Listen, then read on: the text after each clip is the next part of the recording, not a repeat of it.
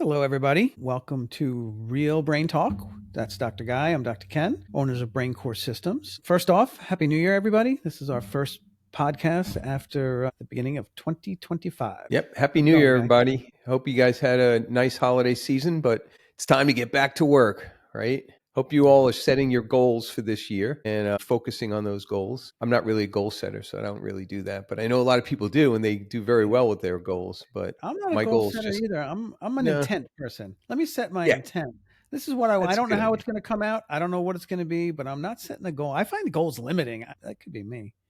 Yeah, yeah. Yeah. And if you don't meet them, you get angry, and Yeah, I don't yeah. set up more stress for myself. I don't need it. Exactly, exactly. Anyway, But so some people it today, works for a lot of people. So yeah, that's true, and yeah. they do it, and you'll see if you go to the gym, you'll see all the people. Yeah, the past 2 days at the gym have been crazy, right? It is, yeah, Give it all them give it people. another month, it'll be I empty know, again. I know. I don't even start looking at faces until like March. Then Yeah. if I've seen you for 3 months now, I believe All you're right, now actually you're here. serious. Now you're serious. Yeah. But All right.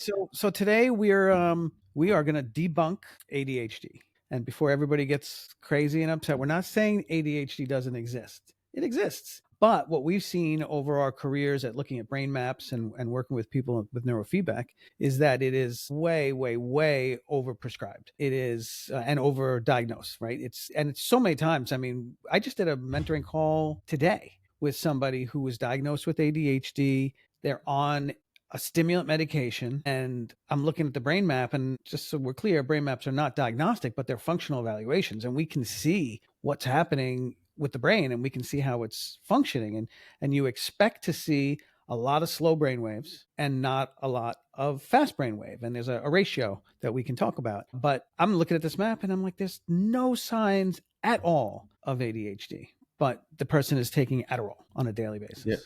I happens mean, what's all that? the time. Yeah. Yeah, it happens all the time. We're seeing it, and I would probably say maybe 5 to 10% of the cases that present with a diagnosis of ADHD in our office are truly functional ADHDs. They're usually anxiety. And the nice thing about the brain map, obviously, is that we can see that. We can see the pattern. It's a different pattern when it's related more to anxiety than when it's related to ADHD. And then the worst part about it is if it isn't a true ADHD and you give them Adderall or you give them a stimulant, you actually can make things worse. And that's usually when they say, oh, yeah, well, now my child's not sleeping. Okay, so we'll give him clonidine. We'll put him to sleep, and now they're on two Up, medications down, instead up, of one. down. Right. Exactly.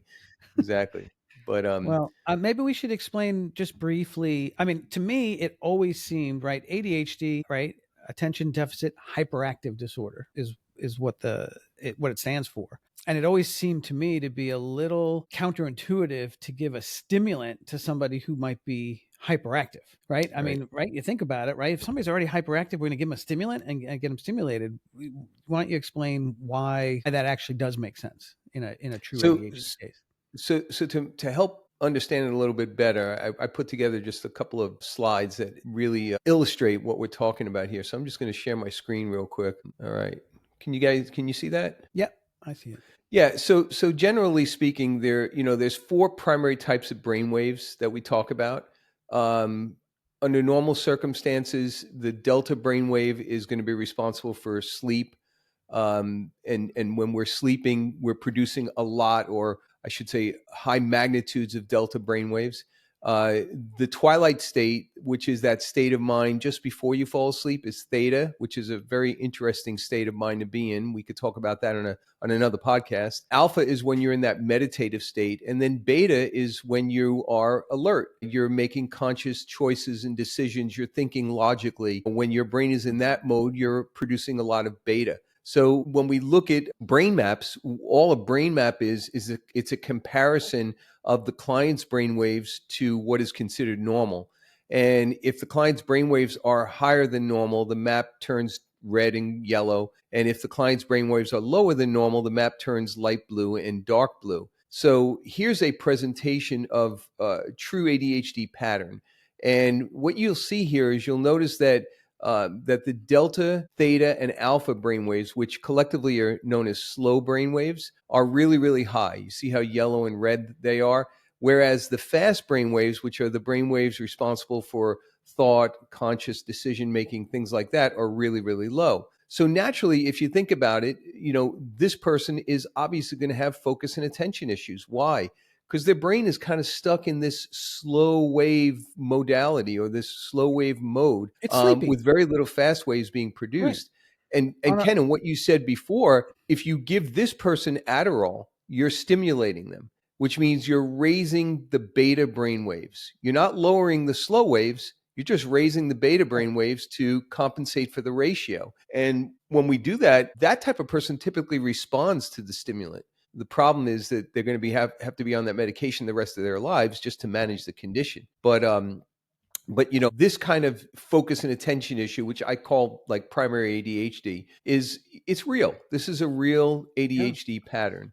Yeah. And No let doubt me just about it. make it practical for a second for people, right? So imagine you're driving late at night, and you're tired, and you're like, all right, I still got 50 miles till I get home. What do? You start to blast the music a little bit, or you roll the window down a little bit, or you start tapping and singing to yourself. You make yourself a little hyperactive to counteract the sleepiness. So that's what we do most sort of consciously to keep ourselves awake. But imagine if your brain is stuck in that sleepy pattern, it's constantly looking for something to kind of capture the focus. And you'll see ADHD, true ADHD, they can do really well when they're really interested in something. They can really stay focused, or they can multitask incredibly well.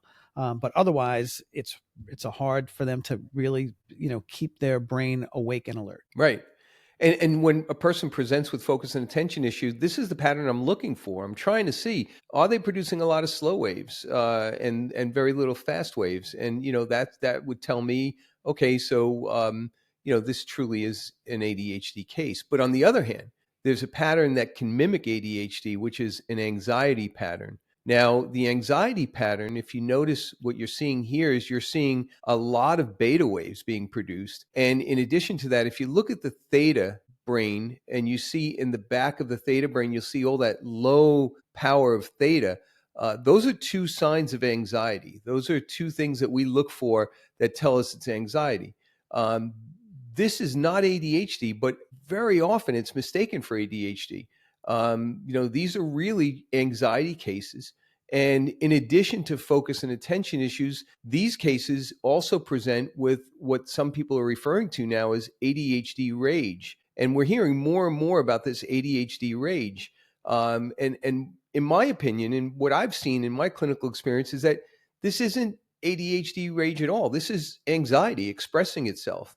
Right. And now think about this for a second. If you give this person a stimulant, you're going to raise these beta brainwaves even more. And those people typically experience things like, emotional dysregulation, an inability to contain anger, and things like that. So, hopefully this helps you understand, how brainwave patterns can help us differentiate between ADHD and anxiety, which so often get misdiagnosed. Yeah, and let me just do a little accounting on that. This is not a diagnostic brain map. We don't do these are functional analysis.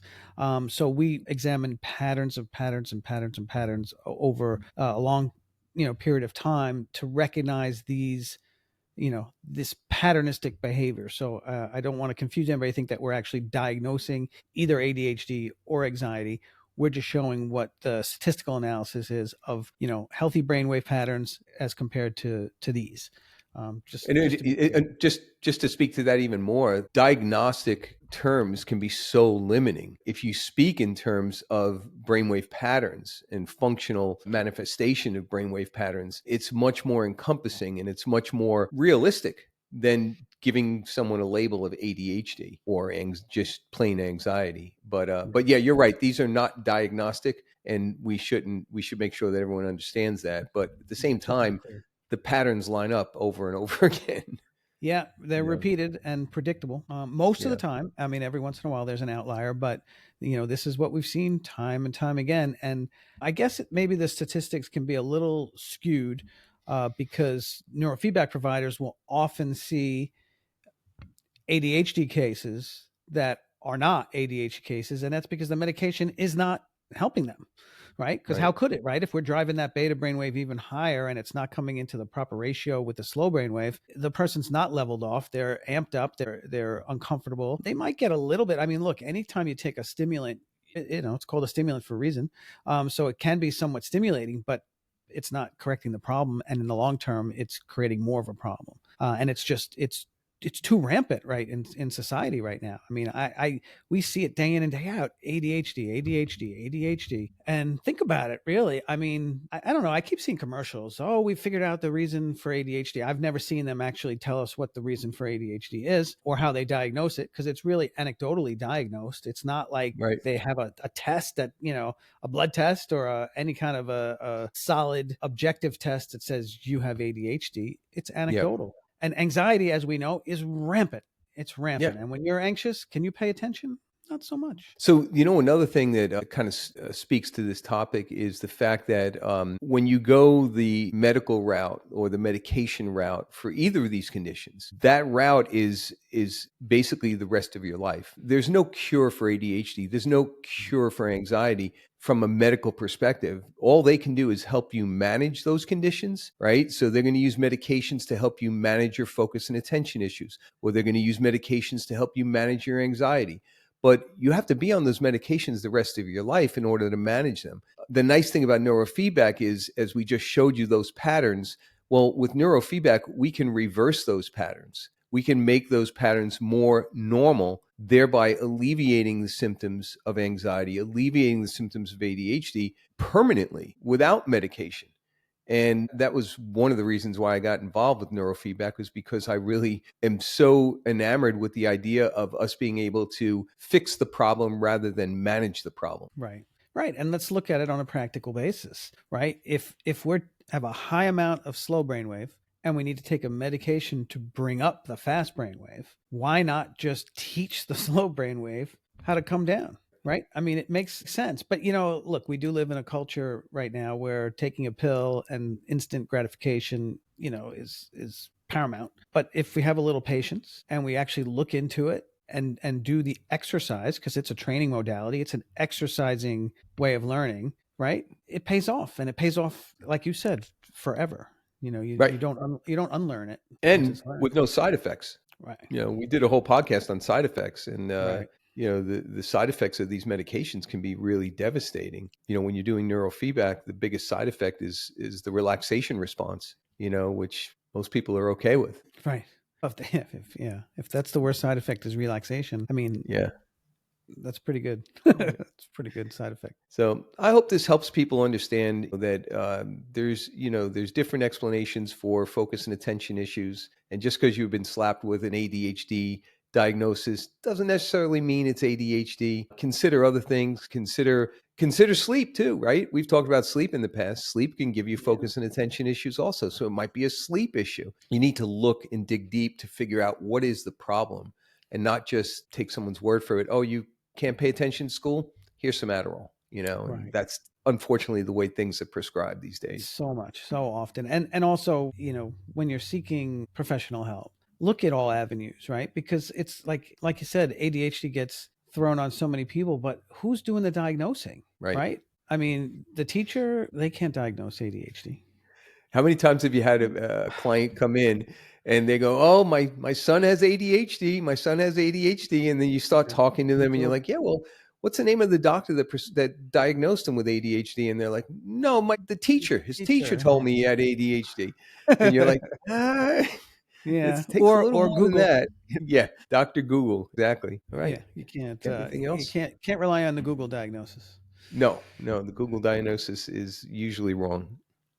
Yeah. So, all right. Well, I mean, debunking ADHD. We're not debunking it entirely, but let's look at every option available before we start taking medication for life. Let's look at all the possibilities and let's really evaluate what the person is going through and what the interference is and how we can help them. I know one thing I would do for sure. If it was my child that was diagnosed with ADHD, absolutely I would get a brain map just to see what's the functional, what's going on in there. What's the dysregulatory pattern in there? Is it truly an ADHD pattern, or is it more of an anxiety pattern, or maybe a sleep pattern, But the brain map is going to help you make those decisions. Right.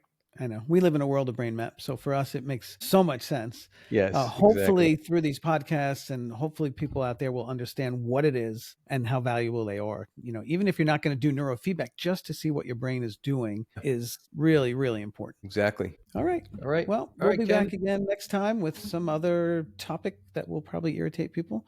But we're okay with that. I hope, again, everybody has a great new year, and we will see you next time. Yep. Take care.